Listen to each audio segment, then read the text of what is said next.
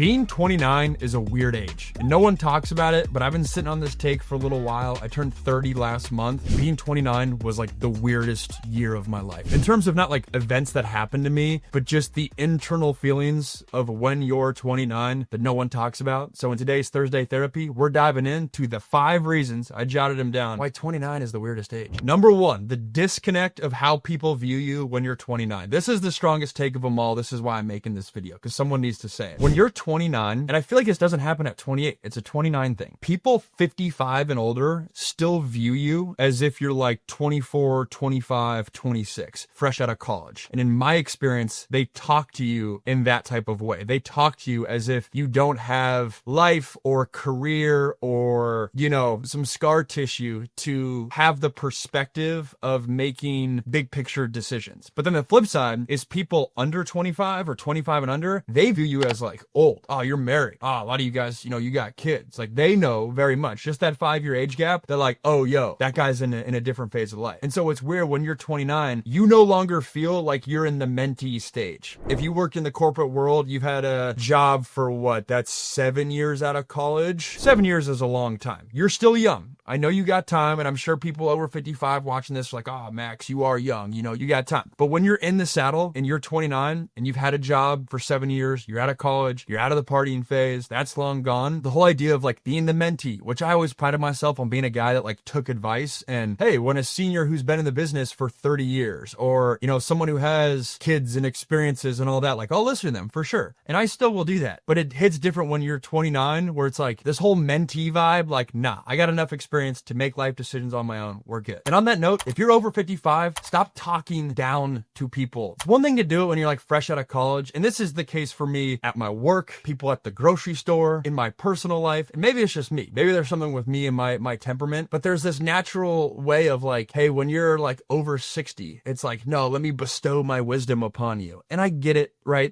You got a lot more life experience than me, but you gotta give me some credit that we've had some life experience too. And we're much more peers, or at least I'd like to think so, than mentor mentee. And if you speak to people like your homies, like your peers, I guarantee you'll have better relationships, better interactions, and just better camaraderie in general. Number 2, 29 is the age where there becomes a clear divide with your peers, with people your age, of how much of your identity will you put into your career. When you're 23, 24, 25, 26, that's where everyone's ramping up in their career. Some people are getting married, you know, early on. It's, oh, what job did you get? Oh, you got this promotion. People are excited about like building their lives. And at 29, there's one path that settles into their career, their job, and the comfort life that they have built for themselves and earned, which is great. And then there's another path of people that are continuing to be on that pursuit of that mountain of like climbing up, not necessarily the corporate ladder, but to the point where they're, you know, pursuing different evolutions in their career. And that's a huge part of their identity. On one side, it's, that's just a job. It's all good. Let's talk about something else. On the other side, hey, no, my career is like outside of my friends and family. It's the next most important pillar for what my identity is. I'd argue, you know, when you're 24, 25, 26, everyone's building up that career path. You get to 27, 28, people start getting married. That divide starts to happen. And then in 29, that's where the clear divide, where, hey, people that you had close relationships with in a previous stage of life, they might view career and how much of their identity they're putting around career differently. 3, and this is related to 2, but I think it's different enough that I'm going to make it a separate point. For the most part, at 29, you have arrived at what you'll be when you grow up. You know the question like in elementary school of like, oh, what do you want to be when you grow up? Yeah, that's pretty much for the most part set in at 29. I'm not saying that you won't move cities or change jobs or have things happen in your life. I'm not saying your life's over at 29, but for the most part, the trajectory of what your life is going to be is set into place at 29. Versus I'd argue at 27, 28, it's not necessarily the case. I think 27 is a really popular age to make a career change for a lot of people, or like a huge pivot in life. 27, at least for my demographic, popular age to start getting married. Like 26, it's like, oh wow, we're still young. Oh yeah, Johnny's getting married. But then 27, it's like, all right, yeah, you're getting married. And some people are buying houses and whatnot. But at 29, it's settled in. And that's where it's an interesting dynamic of, on one side, life speeds up on you, right? It was like, man, we were just in college. What the heck? Our 20s went went by like that. But then on the other side, it's like a duality here. I do think life slows down at 29 going into 30 because people settle into the life that they've built and the trajectory that they're on, and they get out of the rat race and trying to prove things to other people kind of thing, and they settle in with what their life is and enjoy their life, which is amazing and how it should be. But I think it takes your entire 20s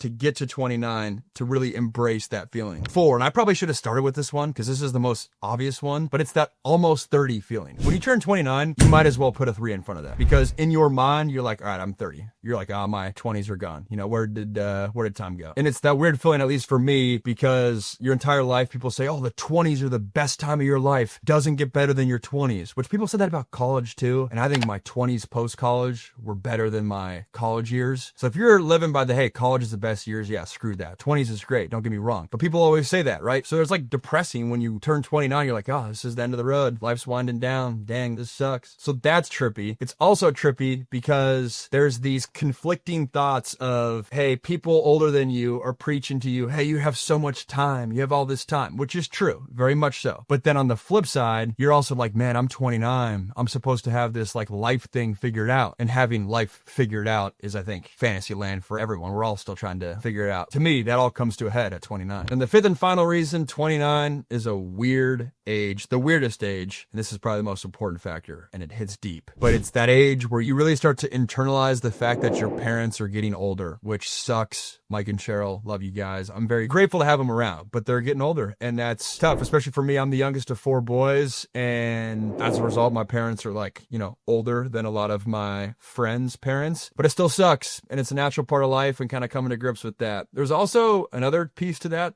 I've never heard anyone talk about. As your siblings get older, you know, growing up, I kind of always told myself that like, hey, you know, we're going to be like best of friends and always stay in touch, and everyone has the best of intentions, but you realize like, hey, they've got their own families, and they all have their kids and their vacations that they want to do and their things and all that. And no one's bad people, but 29, again, that age where it's like, dang, we're getting older. You got your own families. And I think for me, you know, when I got out of college, like 24, 5, 6, it was like, sweet, I'm no longer playing football, be able to see family all the time. And that sounds great. And I'm grateful I get to see them, you know, a few times a year and love them. But hey, getting older, everyone's got their own families. And it's like when you're younger and you like look at your parents and you're like, man, you only see your brother or sister like, you know, once or twice a year. Like, how did that happen? You live in different cities. Like, why don't you guys all live next to each other? And you're like naive as a young person. And then you get older, or you get to 29 and you're like, yep, that's why it happens. No one has bad intentions, but life happens and just got to deal with it. 29 is a weird age. I'm 30 now. We're on to the new decade, on to a new phase. Thanks for watching this far. If you enjoyed it, hit the like button down below. Send this to someone that you think they would like it. There's someone out there in your life that's like 27, 28 years old. Actually, don't send it to them if they're 27. I don't want to spook them out. But they're 28, 29, send it to them. And the more you like, subscribe, and send this video out, helps the channel. I'm able to bring you guys better videos. And thanks for hanging. I'll see you on the next one.